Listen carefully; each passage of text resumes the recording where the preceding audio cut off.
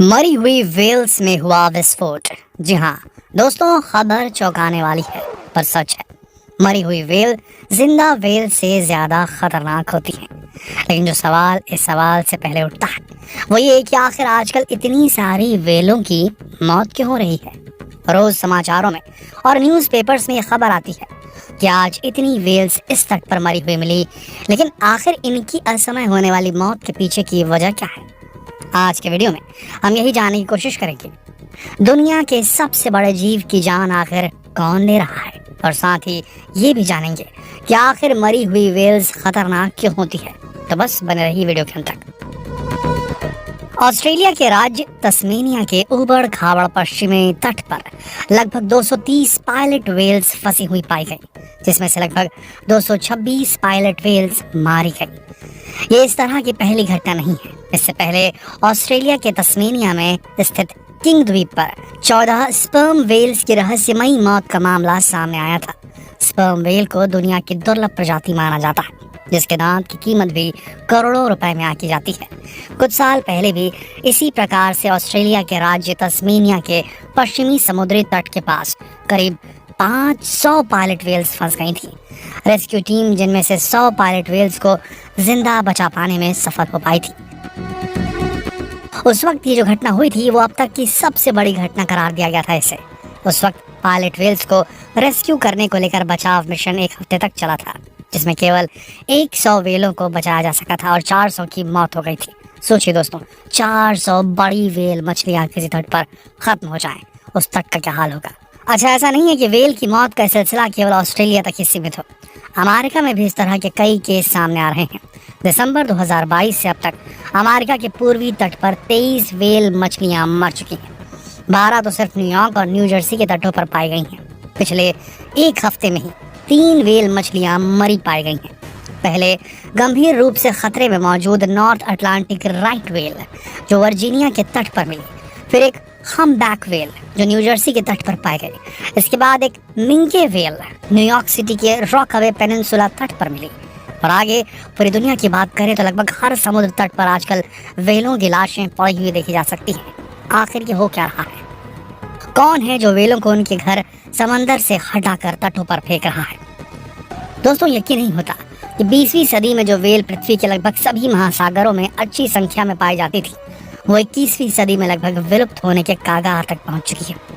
और ये हम नहीं, आंकड़े कह रहे हैं।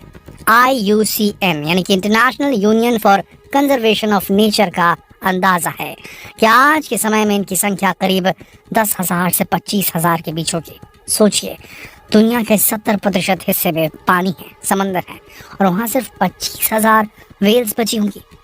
ऐसा माना जाता है कि जब इनके शिकार का चलन नहीं था तब अंटार्कटिका में इनकी संख्या बहुत ज़्यादा थी।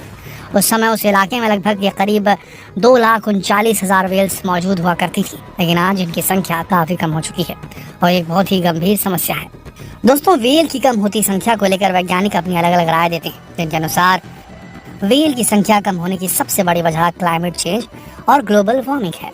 उनके हिसाब से बदलते मौसम और बढ़ती गर्मी की वजह से मछलियाँ तट के पास आने लगी, जिसकी वजह से इनका शिकार करना आसान हो गया। लोगों ने इनका शिकार करना शुरू कर दिया।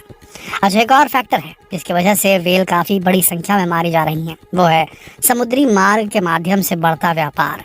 अब आप कहेंगे कि भाई, व्यापार का वेल से क्या कनेक्शन? तो देखिए, जैसे जैसे समुद्र के रास्ते होने वाला व्यापार बढ़ रहा है, समुद्र मार्ग में चलने वाले जहाज़ों की संख्या भी बढ़ रही है, और इस वजह से वेल की जहाज़ों से होने वाली टक्कर में भी बढ़ोतरी हो रही है।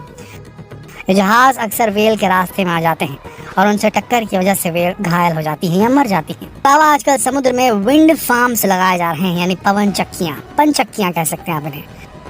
इन्हें लगाने के दौरान भी निर्माण करने वाले जहाज़ों का आना जाना बढ़ जाता है। इसके साथ ही कंपनियां सोनार तकनीक का इस्तेमाल करके इनके लिए नक्शे बनाती हैं, और इस वजह से वेल को दिशा भ्रम हो जाता है और रास्ता भटक जाती है, जिसकी वजह से वो तटों के करीब आ जाती है, जहाज़ों से टकराती हैं और उनकी मौत हो जाती है। वेल मछलियों के मरने की एक और सबसे बड़ी वजह है समुद्र में फैलने वाला प्रदूषण। अब जरा इस खबर को सुनिए। फिलीपींस में समुद्र तट पर बहकर आई एक मरी हुई वेल के पेट में 40 किलो प्लास्टिक निकला। इस 500 किलोग्राम वजनी वेल के पेट से प्लास्टिक, शॉपिंग बैग और चावल की बोरियां निकली। जिन्हें निगलने के बाद गैस्ट्रिक शॉक से इसकी मौत हुई थी। इसके अलावा कई बार जहाज़ों में भरकर लाया जा रहा तेल समुद्र में फैल जाता है, जिसकी वजह से व्हेल और दूसरे समुद्री जीवों की मौत हो जाती है, क्योंकि पानी में तेल होने की वजह से वो सांस नहीं ले पाते और ये तेल उनके शरीर के अंदर जाकर जहर का काम करता है। कई बार इस वजह से एक साथ कई सारी व्हेल समुद्र के तट पर मरी हुई पाई जाती है। दोस्तों, अगर व्हेल घायल अवस्था में तट पर आ भी जाए तो उसका इलाज इतना आसान नहीं होता। व्हेल मछलियों का साइज एक स्कूल बस जितना तो होता ही है, इसलिए उनका एक्सरे नहीं हो सकता। ऐसे में उनके जख्मों की पड़ताल वैज्ञानिकों को मैनुअली करनी पड़ती है। करीब 1 फीट मोटे गद्देदार मांस के नीचे बीमारियां, पैरासाइट, घाव, जख्म खोजना आसान नहीं होता। दोस्तों, मरी हुई व्हेल मछली से बहुत ज्यादा बदबू आती है। ऐसे में उसके घावों को खोजना और कठिन हो जाता है, इसलिए पता लगाना भी कठिन होता है कि आखिर व्हेल की मौत कैसे हुई। अब व्हेल मछली की कम होती संख्या को देखते हुए कई कदम उठाए जा रहे हैं, जिसमें से एक ये भी है कि सभी जहाज़ों को 10 नॉट यानी कि 18.52 किलोमीटर प्रति घंटे की रफ्तार से ही चलाना होगा। 35 फीट या उसके ऊपर के जहाज़ों को व्हेल मछली दिखने पर पहले उसे रास्ता देना होगा। अगर टक्कर हो जाती है तो व्हेल को पहले जाने देना होगा, फिर जहाज़ को आगे बढ़ाना होगा। इसके अलावा समंदर में बढ़ते प्रदूषण और प्लास्टिक को कम करने के लिए भी कई अभियान चलाए जा रहे हैं। उम्मीद है कि बहुत जल्द इनके रिजल्ट सामने आएंगे, नहीं आए तो ये व्हेल गायब हो जाएगी। दोस्तों, वीडियो की शुरुआत में हमने आपसे कहा था कि आखिर मरी हुई व्हेल जिंदा व्हेल से ज्यादा खतरनाक क्यों होती है और मरी हुई व्हेल में विस्फोट क्यों होता है। तो चलिए अब इस सवाल का जवाब भी जान लीजिए। व्हेल मछली दुनिया के सबसे विशाल जीवों में से एक है। पूरी तरह से विकसित एक व्हेल मछली की लंबाई लगभग 110 फीट और वजन 180 टन तक हो सकता है। यह मछली इंसानों के लिए खतरनाक नहीं होती, लेकिन केवल तब तक जब तक ये जिंदा होती है, क्योंकि मरी हुई व्हेल जिंदा व्हेल से ज्यादा खतरनाक हो जाती है। मरी हुई व्हेल के शरीर में कभी भी विस्फोट हो सकता है। विस्फोट होने की वजह से ये फट जाती है। जब कई टन की व्हेल का शरीर फटता है तो हालात बहुत ज़्यादा ख़राब हो जाते हैं, जिसकी वजह से व्हेल को मरने के बाद इंसानों के लिए खतरा माना जाता है। मरी हुई व्हेल की बॉडी में विस्फोट इसलिए होता है क्योंकि जीवों के मरने के बाद उनके शरीर के अंदरूनी हिस्सों को बैक्टीरिया खाना शुरू कर देते हैं, जिसके कारण उनके शरीर में कई तरीके की गैसों का निर्माण होता है। उन गैसों की वजह से उनका शरीर फूलने लगता है। यही प्रोसेस व्हेल के अंदर भी भारी मात्रा में होती है। वहीं व्हेल की बाहरी परत काफ़ी मजबूत होती है, जिस वजह से शरीर से गैसें निकल नहीं पाती और इवेंचुअली जब प्रेशर बढ़ता जाता है, गैसें बढ़ती रहती हैं, तो एक भयंकर विस्फोट होता है। इसीलिए जब व्हेल मरती है सामने तट पर तो व्हेल की बॉडी में कट कर दिया जाता है ताकि गैस निकलती रहे और उसके शरीर में विस्फोट ना हो।